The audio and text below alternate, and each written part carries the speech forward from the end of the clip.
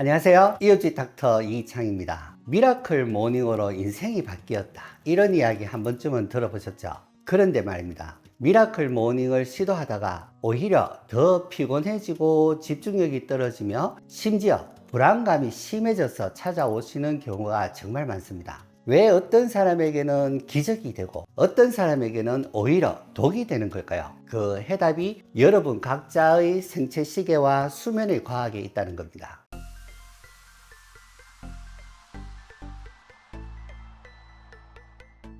미라클 모닝을 제대로 평가하려면 우리 몸의 수면부터 정확히 알아야 해요. 세계적인 의학 기관들이 수면을 영양, 운동과 더불어 건강의 3대 필수 기능 중 하나로 보고 있다는 점이에요. 수면 부족은 단순한 피로가 아니라 건강을 심각하게 해치는 의학적 위험 요인이라고 볼 수 있습니다. 그래서 미국과 우리나라의 수면학회 모두 성인에게 매일 밤 7시간 이상의 수면을 강력히 권고하고 있고요. 잠을 줄이는 것은 시간을 버는 게 아니라 건강을 잃는 행위라고 경고하고 있습니다. 잠을 잘 때 우리 뇌는 그냥 쉬는 게 아니라 약 90분에서 110분 주기로 반복되는 아주 정교한 과정을 거치거든요. 크게 비렘 수면과 렘 수면으로 나눌 수 있습니다. 비렘 수면, 특히 깊은 잠에서는 우리 몸의 신체적인 회복이 일어나고 렘 수면 중에는 감정을 처리하고 학습 내용을 장기 기억으로 저장하는 중요한 과정이 진행돼요. 정말 중요한 포인트가 있어요.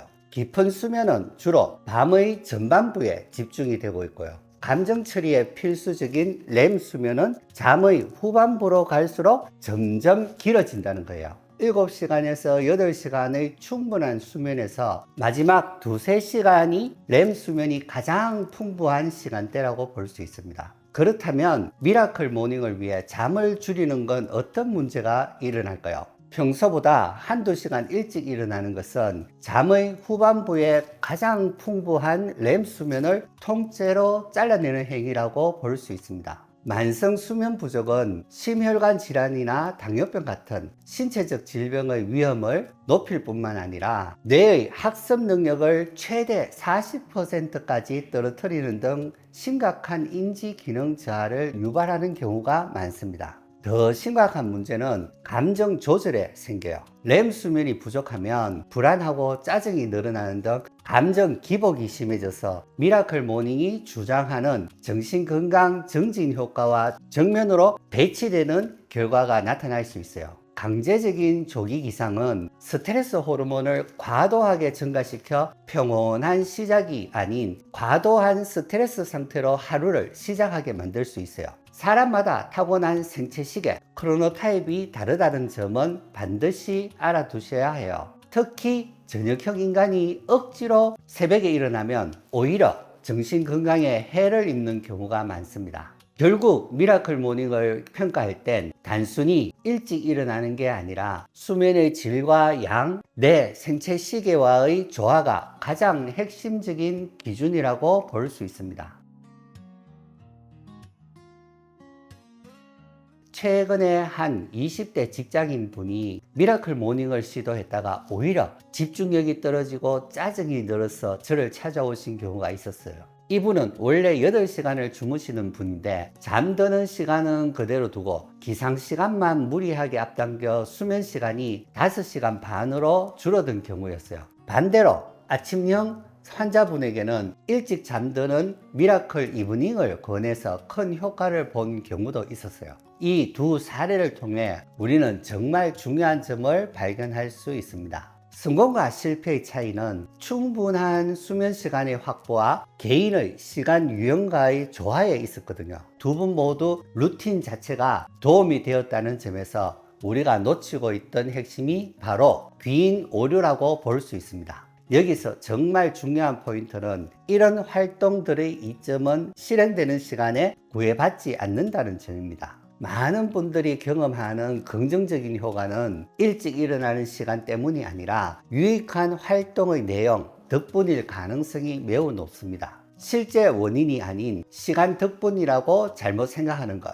이것이 바로 미라클 모닝의 귀인 오류라고 할 수 있는 거죠. 제가 제안하는 건 미라클 모닝의 우선순위를 완전히 뒤집는 거예요. 무작정 일찍 일어나는 것이 아니라 첫째, 충분한 수면을 확보하고 둘째, 개인의 시간 유형을 존중한 다음 마지막으로 좋은 루틴을 적용하는 겁니다. 이렇게 접근을 하면 수면 부족이라는 대가 없이도 루틴의 모든 이점을 얻을 수 있습니다. 정신건강 전문의로서 반드시 말씀드리고 싶은 게 있어요. 만약 미라클 모닝을 시도하다가 집중력이 떨어지거나 기분이 불안정해지는 등 위험 신호가 나타나면 즉시 중단하고 전문가와 상담받으셔야 합니다. 특히 우울증이나 불안장애, 병력이 있는 분들은 더욱 주의가 필요하고요. 결국 진정한 기적은 우리 몸의 생리와 싸우는 게 아니라 이것을 이해하고 조화를 이루는 데서 비롯된다는 게 제 결론입니다.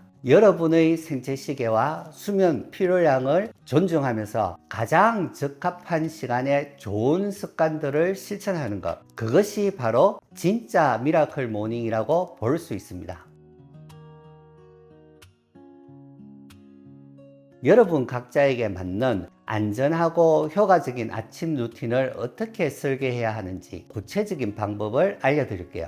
기존 미라클 모닝의 우선순위를 완전히 뒤집어야 한다는 겁니다. 첫째, 7시간의 충분한 수면 시간을 가장 먼저 확보해야 하고요. 둘째, 자신의 생체 시계, 즉 시간 유형에 맞춰 수면 시간을 계획해야 합니다. 셋째, 2가지 원칙을 바탕으로 규칙적인 수면 스케줄을 꾸준히 지키는 게 중요해요. 모든 것이 지켜진 그 후에야 비로소 명상이나 운동 같은 좋은 루틴들을 깨어있는 시간에 적용하는 겁니다. 여러분 각자에게 맞는 안전하고 효과적인 아침 루틴을 설계하는 구체적이고 실용적인 6단계 지침을 알려드릴게요. 첫 번째, 자신의 수면 필요량과 수면 유형을 파악하세요. 두 번째, 수면을 절대 타협하지 않는 겁니다. 이렇게 파악된 자신의 수면 필요량과 시간 유형에 맞춰 취침 시간, 기상 시간을 먼저 설정하고 이걸 엄격하게 지키는 것이 가장 중요합니다.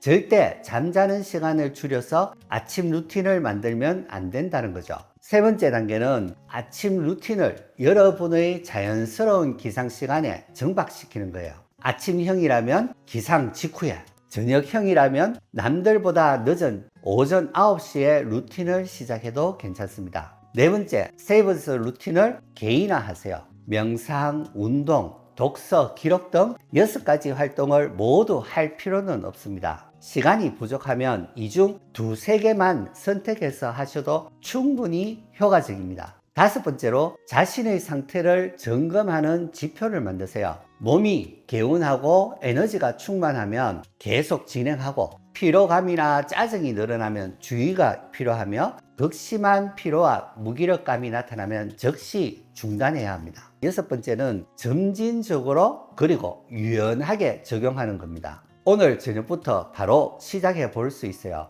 지난 일주일의 수면 패턴을 돌아보고 내일 아침 실천할 간단한 5분 루틴을 계획해 보는 거죠. 수면을 최우선으로 하고 각자의 시간 유형을 존중할 때 진짜 효과를 얻을 수 있습니다.